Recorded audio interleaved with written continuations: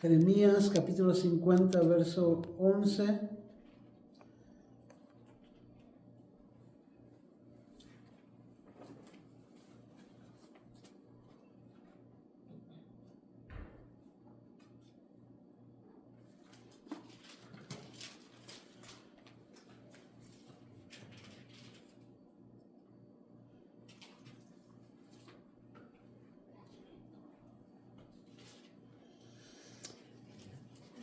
Y hermanos, parte de lo que Dios nos permite por medio del profeta Jeremías ver es su juicio sobre las naciones que oprimieron y tomaron a Israel, tomaron las posesiones de Dios y las deshonraron. Hicieron gran abominación con las cosas de Dios y nos toca ver cómo Dios promete su juicio y su venganza sobre la nación de Babilonia. Dice así, verso 11: porque os alegrasteis, porque os gozasteis destruyendo mi heredad, porque os llenasteis como novillos sobre la hierba y relinchasteis como caballos. Vuestra madre se avergonzó mucho, se afrentó la que os dio a la luz. He aquí será la última de las naciones desierta, sequedad y por la ira de Jehová no será habitada, sino será asolada toda ella. Todo hombre que pasare por Babilonia se asombrará y se burlará de sus calamidades. Poneos en orden contra Babilonia alrededor. Todos los que tensáis arco, tirad contra ella. No escatiméis las saetas, porque pecó contra Jehová. Gritad contra ella en derredor, se rindió. Ha caído sus cimientos, derribados sus muros, porque es venganza de Jehová. Tomada venganza de ella, haced con ella como ella hizo.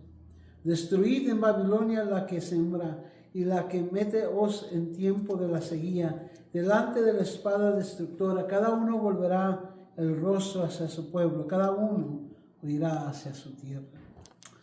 Amén.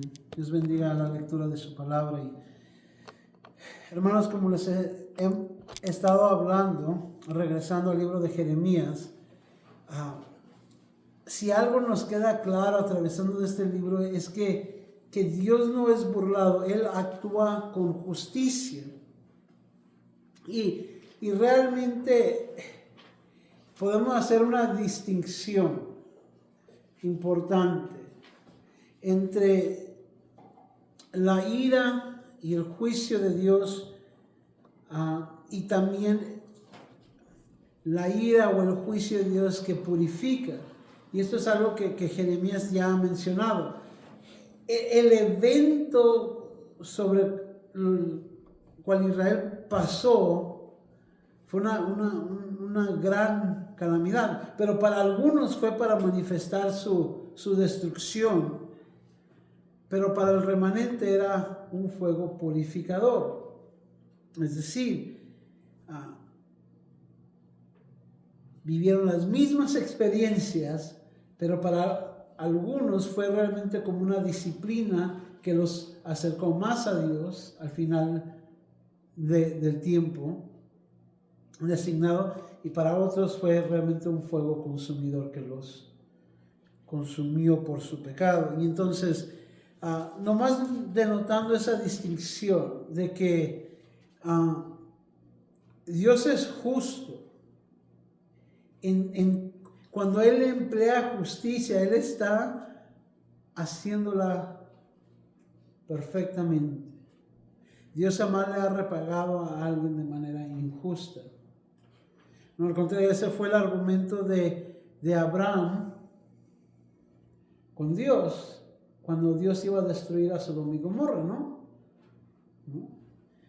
Preguntando, ¿acaso no el Dios de la tierra no juzgará justamente?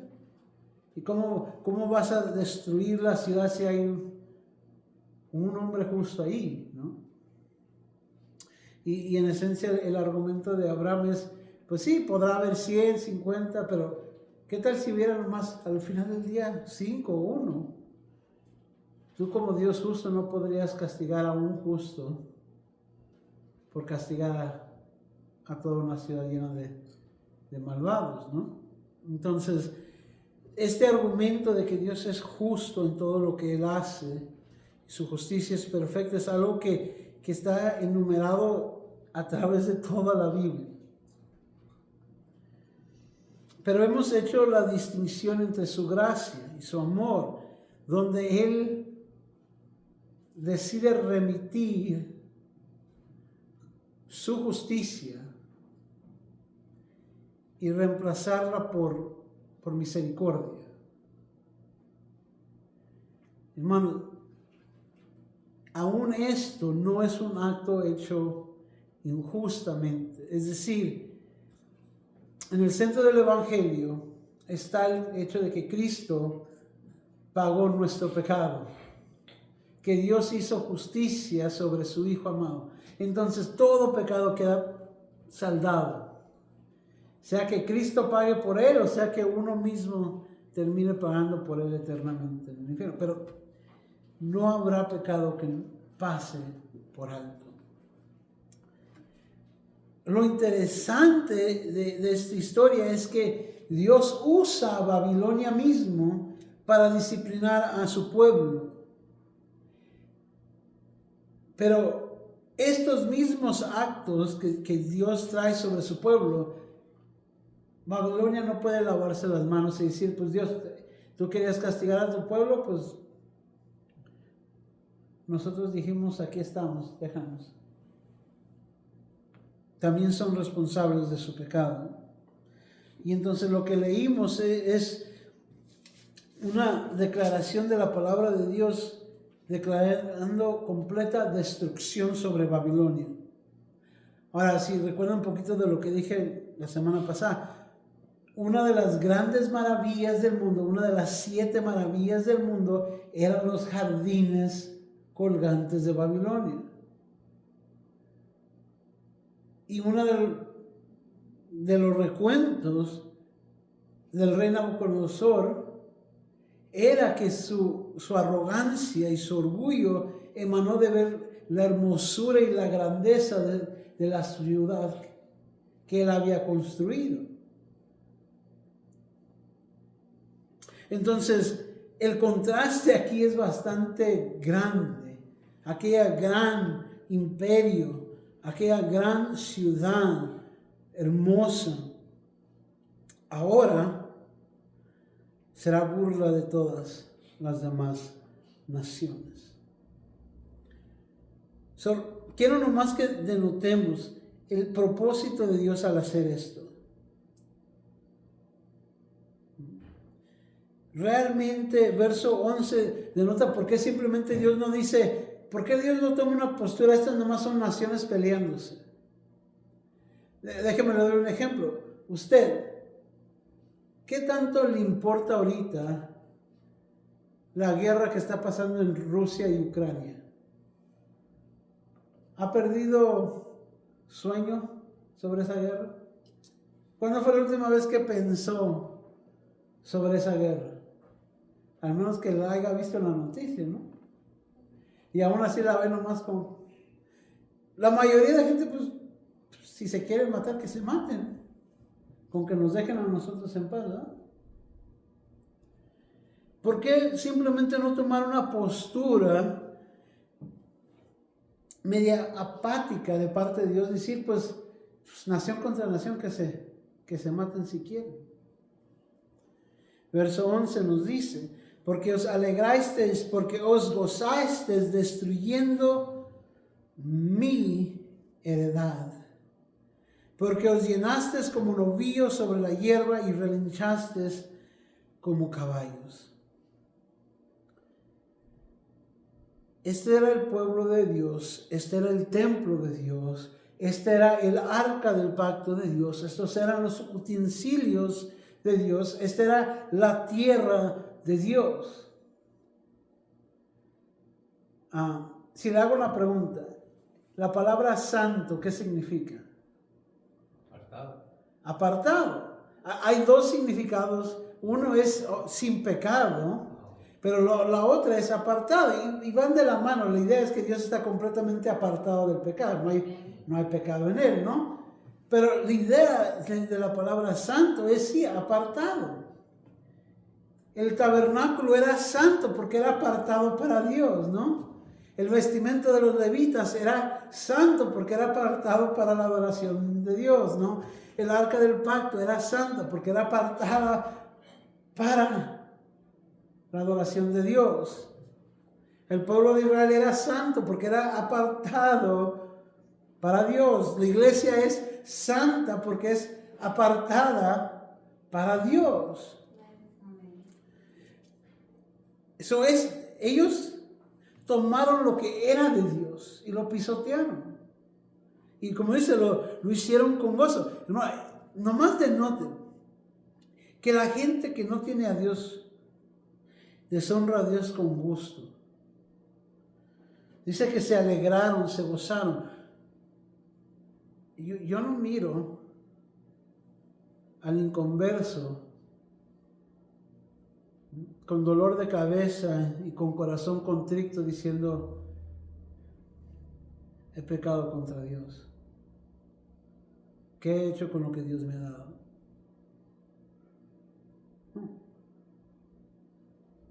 Lo que usted ve es libertinaje, en el cual gozan de su pecado.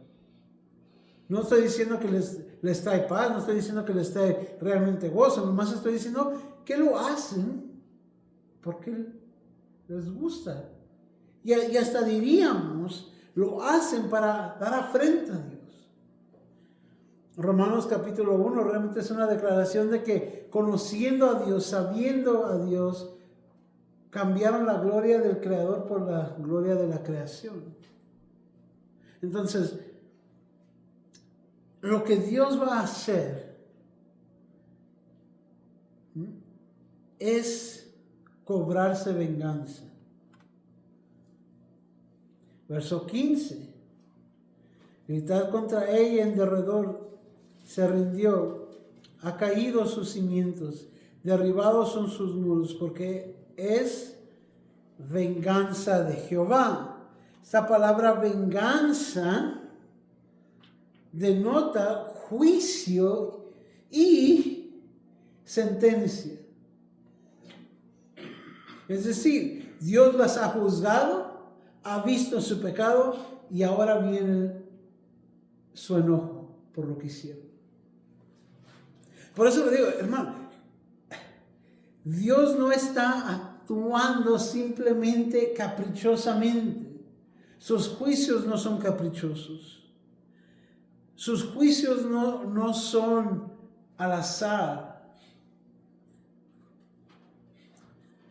Tomaron lo santo de Dios, lo deshonraron y ahora Dios está haciendo juicio y sentencia y cobrará su venganza.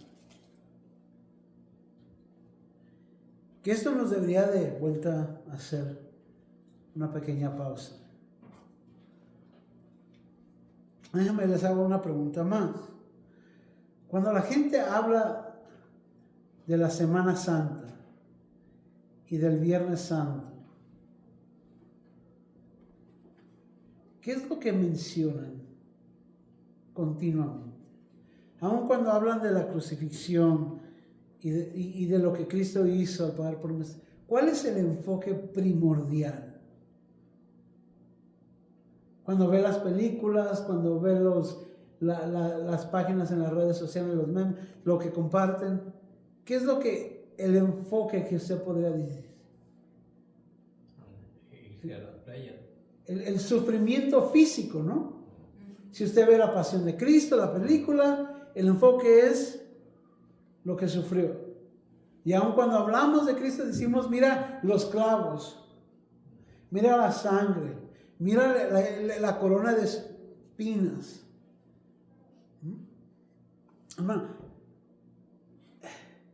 Si usted piensa que eso fue lo que Cristo tuvo que sufrir para pagar su pecado, usted en esencia está creyendo que el infierno está ahí, Satanás, con un trinche picándole, y está ahí con un látigo latigándole. Usted piensa en términos de un sufrimiento físico. Ahora, claro que lo sufrió, ¿verdad? Pero, ¿por qué traigo esto a la mente? Babilonia va a ser destruida en toda su totalidad. Como dice verso 13, por la ira de Jehová no será habitada, sino será asolada toda ella. Todo hombre que pasare por Babilonia será asombrada. Ya no será un asombro por su belleza, sino será burla. Y se burlará de sus calamidades. Entonces, va a ser algo físico, claro. Pero lo que se está manifestando aquí es la ira de Dios.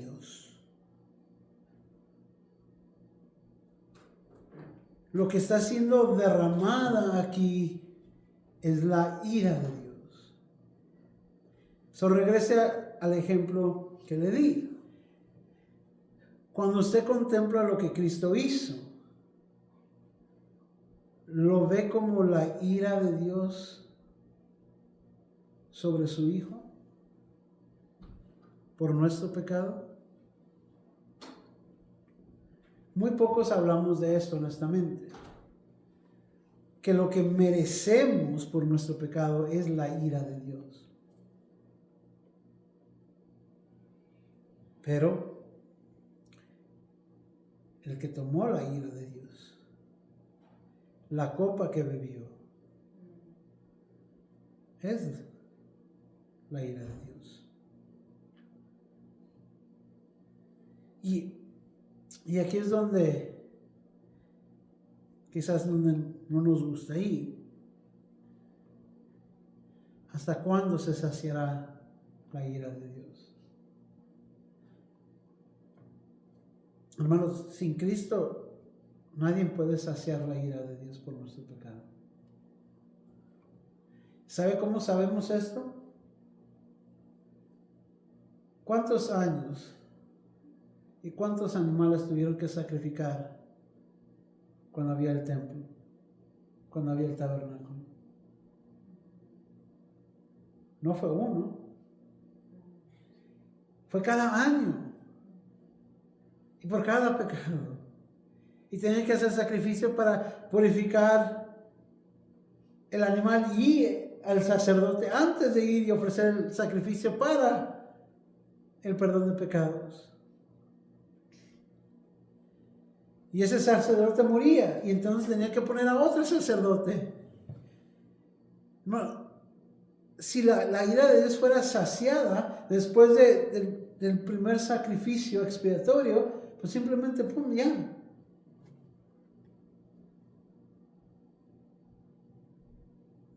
Que de alguna manera contemple esto. Si no está en Cristo Jesús, aún después de muerto va a seguir pecando.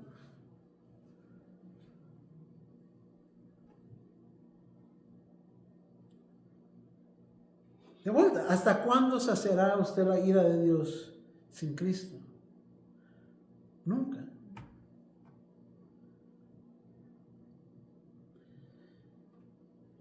Usted dirá, ¿no? ¿Cómo que voy a decir? Bueno, los muertos, todos los muertos, resucitarán. No nomás los que están en Cristo. Algunos para vida y otros para ser lanzados al lago de fuego. Nomás quiero que contemple lo que está sucediendo aquí con Babilonia es la ira de Dios siendo derramada. Y lo que sucedió en el Calvario fue la ira de Dios siendo derramada sobre su Hijo por nuestro pecado. Sobre su único Hijo. Y entonces, esa es la severidad ¿Por qué? Porque de vuelta, Él es un Dios justo y todo pecado tiene que ser saciado en la ira y en la justicia de Dios. Ahora, quiero que nomás también parte de esto. La soberanía de Dios en su juicio y cómo muchas veces realmente el que Dios haya esperado es por su misericordia. Es decir, el que no seamos juzgados ya, el que no caigamos consumidos por nuestro pecado, el hecho de que todavía exista este mundo, existan estas naciones, es la misericordia de Dios. Quiero que noten que lo que Dios hace aquí es dar luz verde a las demás naciones. Por años, Dios había detenido su juicio y había mantenido a las demás naciones. En esencia, Dios había permitido que Babilonia como imperio y nación creciera. Y lo había protegido de las demás naciones. De alguna manera eso es lo que el rey Nabucodonosor reconoció al final de su locura, ¿no? Cuando miró al cielo y reconoció que nadie puede resistir la mano de Dios, que Él pone y quita reyes. ¿Cómo sabemos esto de vuelta? Dice, verso 14, poneos en orden contra Babilonia alrededor, todos los que entazáis arco, tienen contra ella, no escatimáis las saetas, porque pecó contra Jehová. Quitar contra ella en derredor, se rindió, ha caído sus cimientos, derribados son sus muros, porque es venganza de Jehová. Tomad venganza de ella, hacer con ella como ella hizo.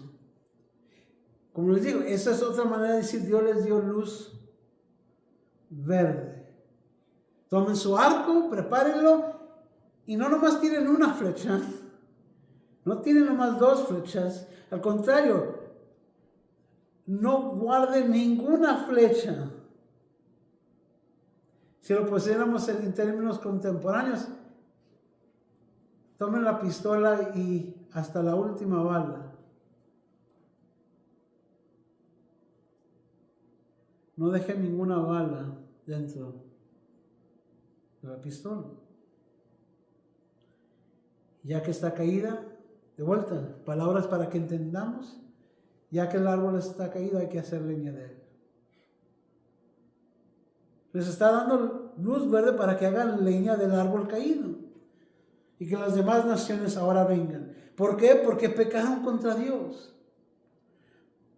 Y de vuelta, regresando nomás poquito a esta justicia y la importancia de entenderla.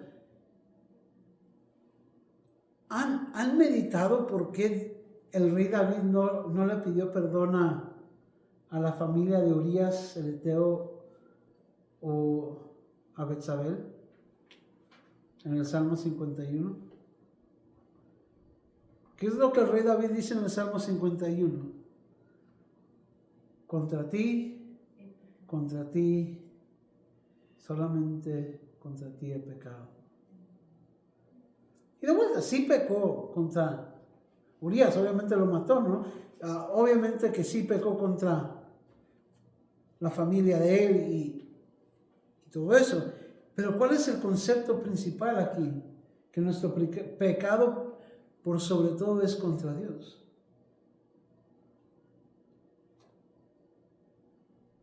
Así como buscamos pedirle perdón al hermano, realmente primero deberíamos de buscar pedirle perdón a Dios, porque contra Él es el que hemos pecado. Y usted dirá, ¿por qué, hermano? Dígame, ¿qué hay en este mundo que no sea de Dios? En términos más amplios, ¿qué no es santo para Dios si Él lo creó todo?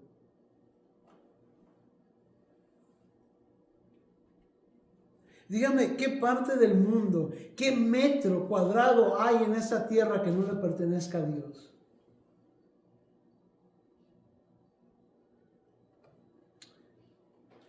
Hasta las moléculas de oxígeno que respiramos le corresponden a Él. Contra Él pecamos. Y entonces, lo último nomás que quiero resaltar, y para eso vamos a ver un poquito más adelante. Verso 17, dice, rebaño descarriado es Israel.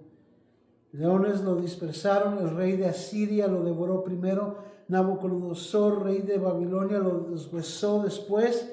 Por tanto, así ha dicho Jehová de los ejércitos, Dios de Israel, yo castigo al rey de Babilonia y a su tierra, como castigué al rey de Asiria.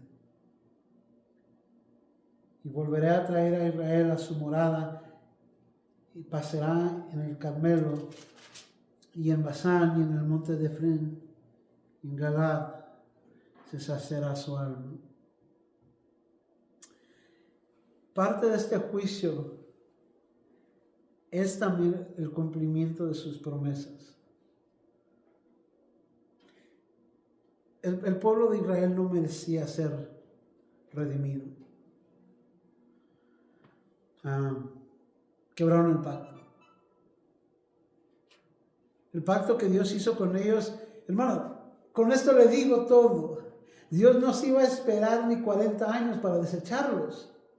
El mismo día que Moisés bajó del monte, Dios estaba dispuesto a desechar su pueblo, porque ese mismo día ya lo quebraron.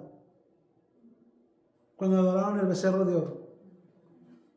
Y Dios le dijo a Moisés, ¿quieres que te traiga otro pueblo? Y Moisés tuvo que apelar a la misericordia de Dios diciendo, si los desechas van a decir las demás naciones, ¿para qué los sacaste?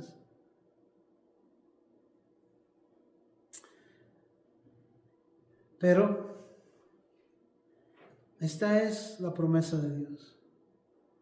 Y por eso le digo, hermano, lo que Cristo hizo en la cruz es un acto de justicia, derramando su ira sobre Él, pero es un acto de misericordia, porque es solamente a través de eso que podemos ser redimidos.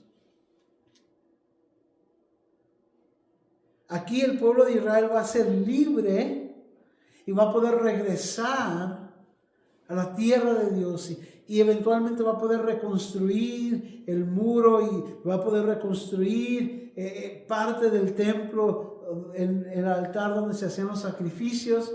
Lea Esdras, lea el libro de Nehemías, los recuentos de cómo regresaron del exilio. Ahora no bajo el imperio de Babilonia, pero ahora bajo el imperio de Persia y Media, donde el rey sirio Darío dio las provisiones necesarias para que regresaran. Pero para que eso se situara, vino el juicio sobre Babilonia.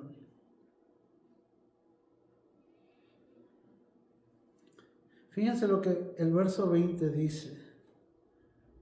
En aquellos días y en aquel tiempo, dice Jehová.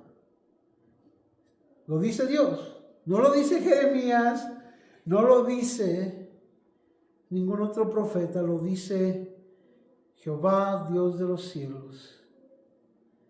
La maldad de Israel será buscada y no aparecerá. ¿Será que Dios no lo pudo encontrar porque se cansó de buscar y lo tienen bien escondido? Como el pecado de usted, que lo tiene bien escondido para que nadie lo vea. Y Dios simplemente lo buscó y, no.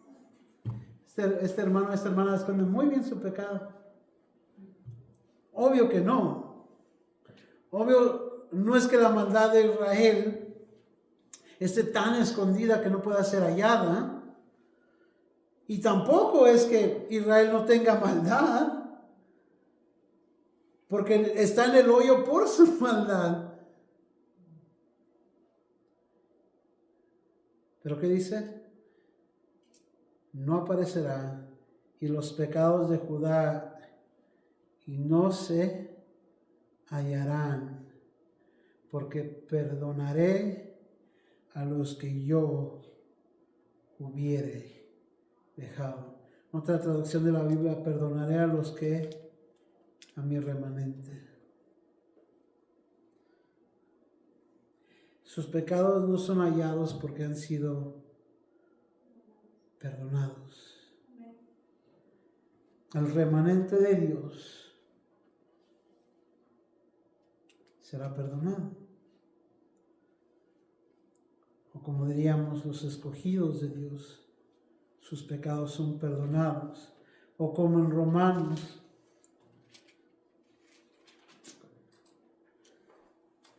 vayamos y con eso terminamos. Romanos capítulo 4.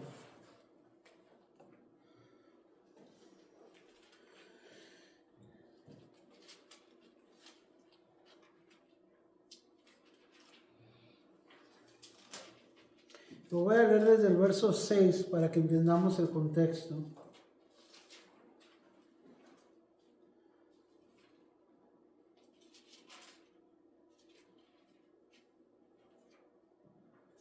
Dice, como también David habla de la bienaventuranza del hombre a quien Dios atribuye justicia sin obras, diciendo, bienaventurados aquellos cuyas iniquidades son perdonadas y cuyos pecados son cubiertos.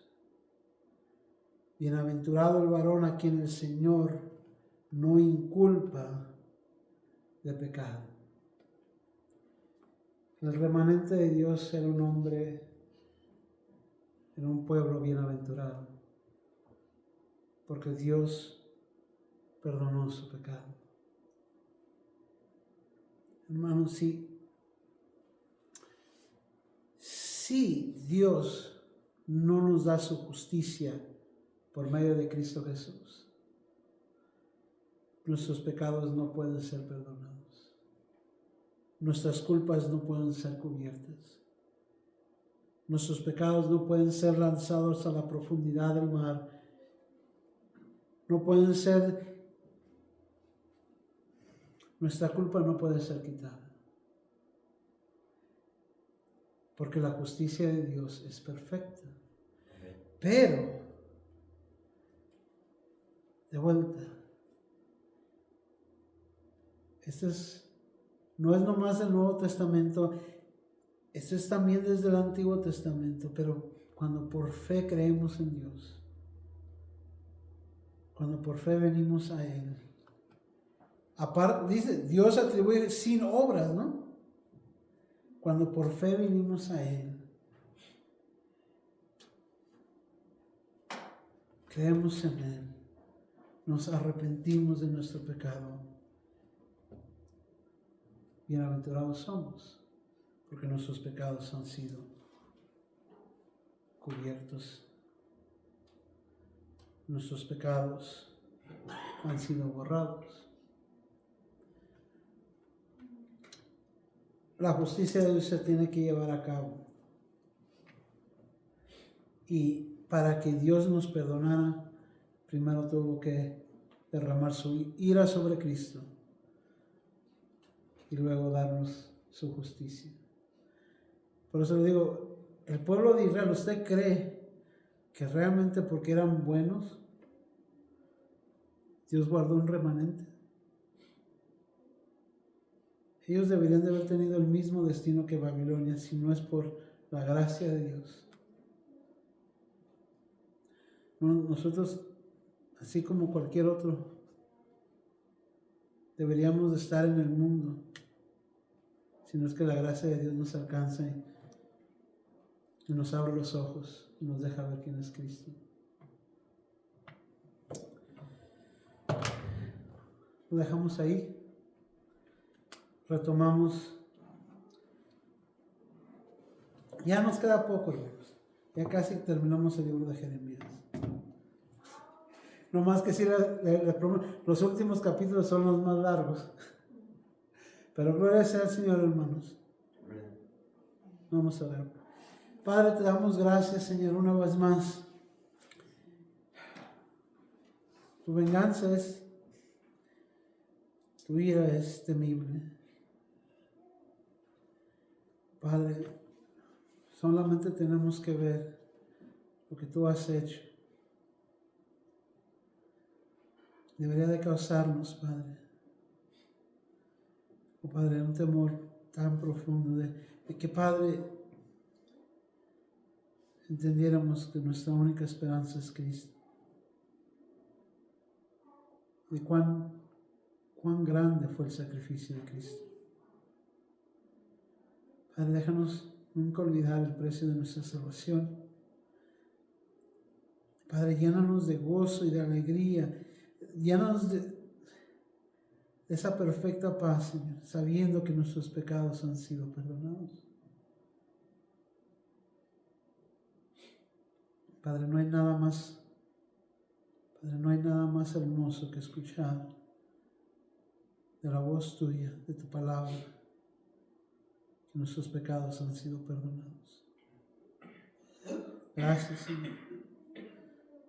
Gracias por el sacrificio de Cristo. Gracias por lo que has hecho por nosotros, aún sin merecerlo. Lo pedimos todo en el nombre de Cristo Jesús. Amén. Amén. Así quedamos despedidos, hermanos. Y así tiene preguntas o algo, leo con gusto, acérquese.